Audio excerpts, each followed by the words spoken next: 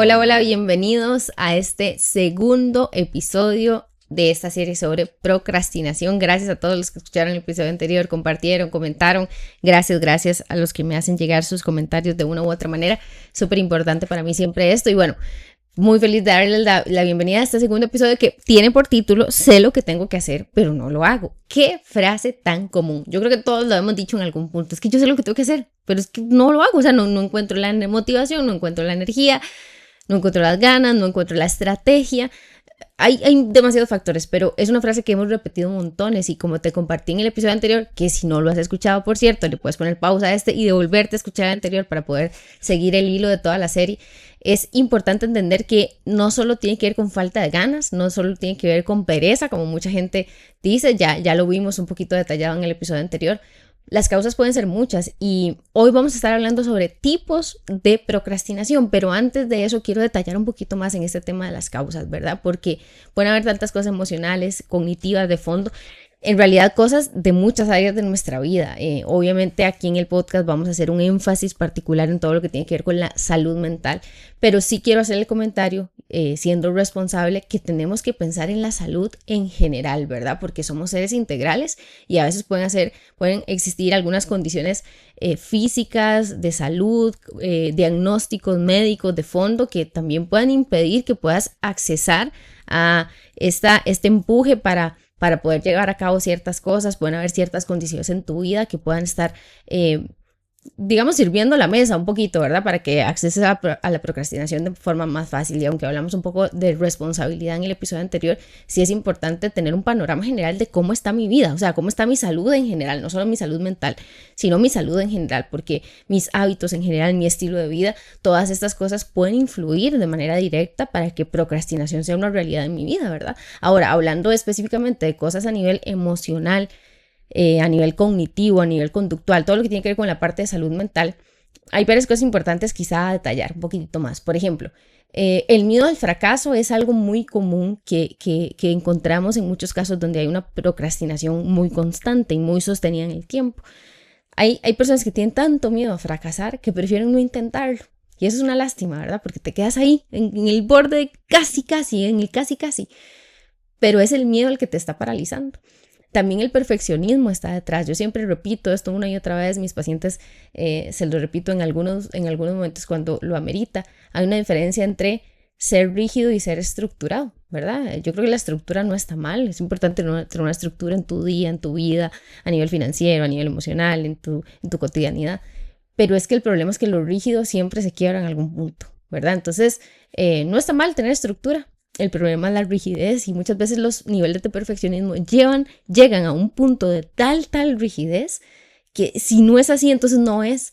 Y yo creo que la flexibilidad es una de las características que más tenemos que cultivar en nosotros, esa flexibilidad a nivel mental para poder adaptarnos a diferentes situaciones. Eso marca mucho de tu salud mental y creo que ahí es importante que lo tengamos en cuenta. Las dificultades de atención, por una u otra razón, y les decía en el episodio pasado, todo pelea por nuestra atención en esta época y eso también puede influir. La falta de interés por lo que estamos haciendo también puede estar detrás de conductas de procrastinación. Por ejemplo, el agotamiento o el cansancio cognitivo, ¿verdad? O sea, estos estados ya casi de burnout, si vienes cultivando esto, ¿verdad? Y se ha estado propiciando todo esto en tu cotidianidad por el tema laboral o por un tema familiar o por un tema de pareja o por un tema, qué sé yo, en la casa, tantas cosas a nivel de estudio. Si hay agotamiento, obviamente vas a ser más propenso o más propensa a procrastinar. Depresiones o diferentes tipos de trastornos hacen a las personas más propensas a procrastinar.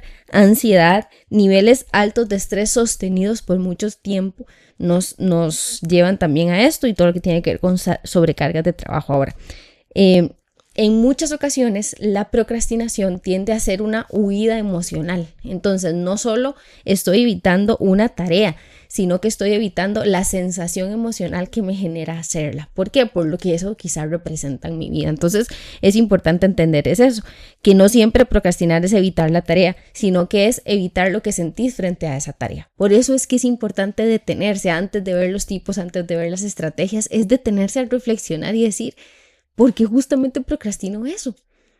sea, ¿qué es lo que está pasando? Procrastino todo lo que tiene que ver conmigo. Para la gente estoy súper dispuesta, disponible, siempre lo hago, pero todo lo que tiene que ver conmigo lo procrastino. Qué interesante, ese es el factor común. ¿Por qué será? ¿Qué es lo que me pasa en mi relación conmigo misma?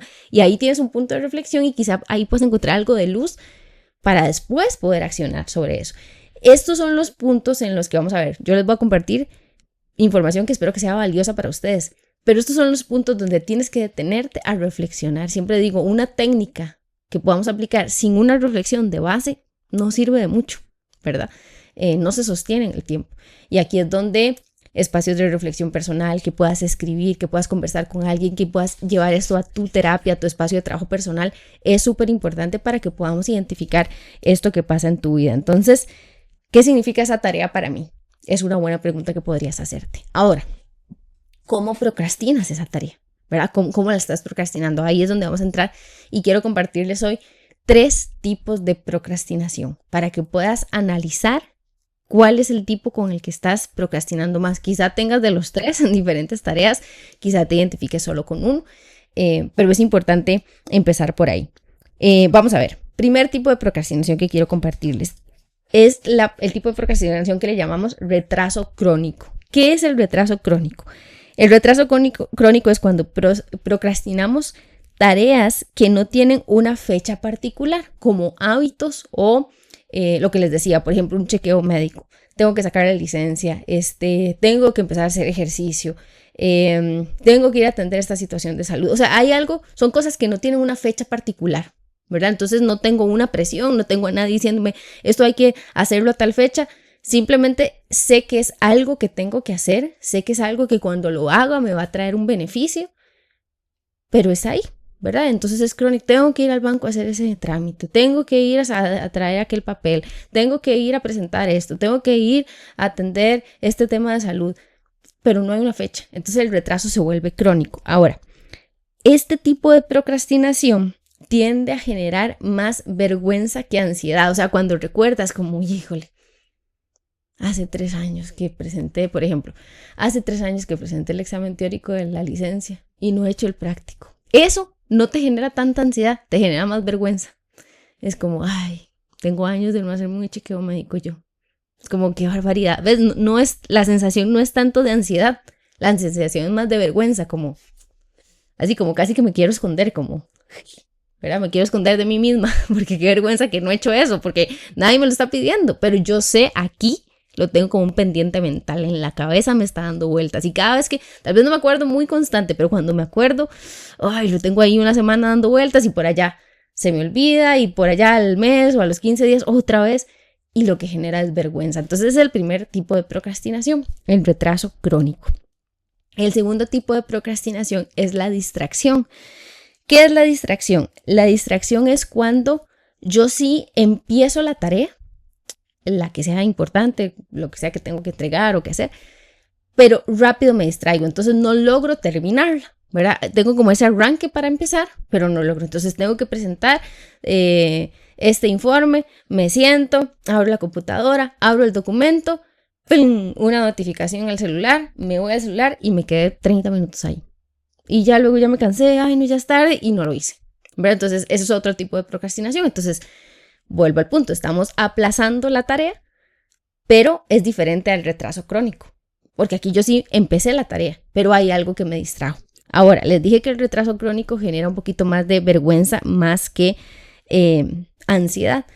La distracción lo que genera es como una sensación desagradable después de terminar la tarea o la acción distractora. Por ejemplo, me siento mal después de haber pasado 30 minutos viendo Reels con la computadora enfrente y el documento que tenía que presentar en blanco. ¿Verdad? Es como, ay, qué madre. ¿Verdad? Es como una sensación desagradable. Pero hay una diferencia aquí con la otra, ¿verdad?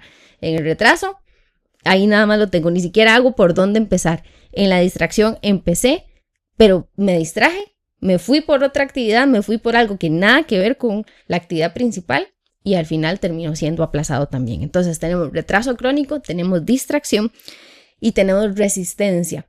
¿Cuál es la resistencia? La resistencia es el ejemplo que les puse en el episodio anterior. Tengo que entregar esto el viernes y el lunes lo pude hacer, pero me resistí a hacerlo por una u otra y terminé viendo una serie. El martes lo pude hacer, pero me resistí y me puse a arreglar los trastes de la cocina que tenía guardados en no sé dónde. El miércoles lo podía hacer, pero me resistí y me puse a hacer otra. Y hay resistencia, resistencia, resistencia. Y ya cuando tengo el tiempo encima, arranco y lo hago. Pero pudiste haberlo hecho desde el lunes y no tener que correr ni exponer a tu cuerpo a ese nivel de estrés el viernes, pero no lo hiciste. ¿Por qué? Porque hubo resistencia durante toda la semana para llevar a cabo esa actividad. Entonces al final sí la hiciste, pero hubo demasiada resistencia.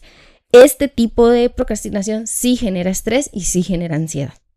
Entonces vean que cada tipo funciona distinto y cada tipo te genera una sensación emocional distinta.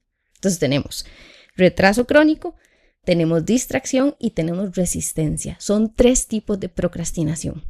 Y es importante que analicemos cada uno de estos tipos en nosotros, porque puede ser que ciertas actividades las estás procrastinando desde un tipo particular, o puede ser, y otras desde otro, o puede ser que en vos solo se estableció este tipo de procrastinación, qué sé yo, alguno de los 3. Tienes que analizarte, tienes que pensar en estas cosas.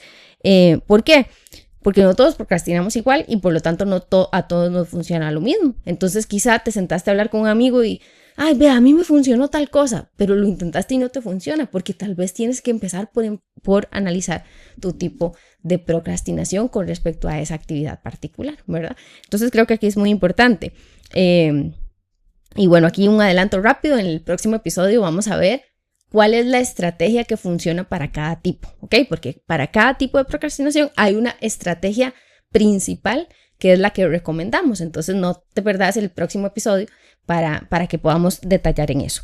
Ahora, para dejarte aquí un poquito de reflexión con respecto a esto, yo te invito a que hagas diferentes preguntas y que puedas decir, bueno, ¿con qué tipo me identifico más? Incluso hagamos este ejercicio, pensá en tus últimas 2 semanas, pensá en esa tarea que sabes que estás procrastinando. ¿Desde dónde ubicas tu procrastinación? Pensá en los momentos donde has pensado o has empezado a atender esa actividad y no la has terminado. ¿La empezaste? ¿No la empezaste? Ay, sí la empecé, entonces es distracción, claro, porque entonces terminé haciendo otras cosas. Ok, no, hombre, ni la he empezado. Nada más pienso, pero me genera malestar. ¿Tengo fecha o no tiene fecha? Todas esas preguntas te ayudan a ubicar en cuál tipo estás. Y es muy importante que pienses en eso porque en el próximo episodio te voy a compartir esa estrategia principal. Incluso te invito a que podrías tomar desde hoy hasta el próximo miércoles que sale el siguiente episodio para que identifiques algo que estás procrastinando. Y entonces el próximo miércoles vas a recibir la estrategia general para ese tipo de procrastinación para empezar a ponerlo en práctica. Pero es muy importante que te hagas esas preguntas. Y otra pregunta que me parece importante es, ¿qué sientes cuando procrastinas eso? Porque ya les expliqué cómo cada tipo genera una sensación emocional diferente. Entonces, guiarnos por la sensación emocional puede ser otra vía para poder descubrir cuál es el tipo de procrastinación que tienes. Y quiero cerrar con esto. La procrastinación no es un tema necesariamente de agenda, es un tema del corazón, es un tema de la mente. Y ahí es donde tenemos que ampliar el tema de reflexión. Por eso en este episodio les comparto al inicio, entonces, algunas razones que pueden estar de fondo. Y esta idea de que lo que postergamos en la procrastinación no solo es la actividad, sino lo que me hace sentir la actividad. Por eso es que es importante la pregunta, ¿qué significa eso para mí? O sea, ¿qué significaría para mí terminar la tesis de la licenciatura? ¿Qué significaría para mí tener licencia? ¿Qué significaría para mí sentarme con mi esposo, mi esposa o mi pareja o mi amigo a tener esta conversación? ¿Qué significaría para mí sacar la cita de terapia? ¿Qué significaría para mí hacerme el chequeo médico? ¿Qué significa esa actividad para mí? Es lo primero, tiene que haber reflexión, no te quedes solo con una técnica, las técnicas no sirven de mucho si no hay una reflexión de base, pero para encaminarnos también a la técnica, porque tiene que ser un trabajo de ambas vías, Te comparto entonces esos 3 tipos de procrastinación y te espero el próximo miércoles para compartirte la estrategia general para cada uno de estos tipos de procrastinación. Coméntame ahí en las diferentes plataformas con cuál te identificas más, cuál crees que es más difícil, cuál crees que es más común, cuál es el que escuchas ahí en tu círculo de amigos, y nos vemos el próximo miércoles en el tercer episodio de la serie para que podamos empezar a construir las estrategias para que salgas de este estado de procrastinación. Nos vemos y nos escuchamos la otra semana.